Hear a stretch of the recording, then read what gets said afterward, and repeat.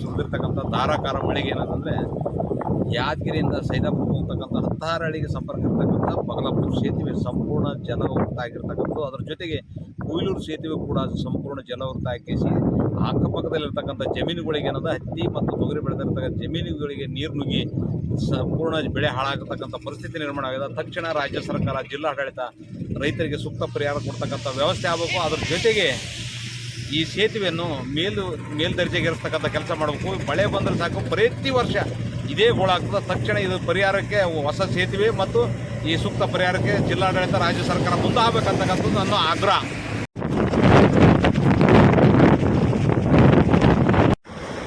ಯಾದಗಿರಿಯಿಂದ ಸೈದಾಪುರಕ್ಕೆ ಹೋಗ್ತಕ್ಕಂಥ ಈ ಒಳ ರಸ್ತೆ ಸೇತುವೆ, ಬಗಲಾಪುರದಲ್ಲಿರ್ತಕ್ಕಂಥ ಈ ಸೇತುವೆ ಸಂಪೂರ್ಣ ರಾತ್ರಿ ಸುರಿದಂಥ ಧಾರಾಕಾರ ಮಳೆಗೆ ಏನಂದ್ರೆ ರಸ್ತೆ ಸಂಚಾರ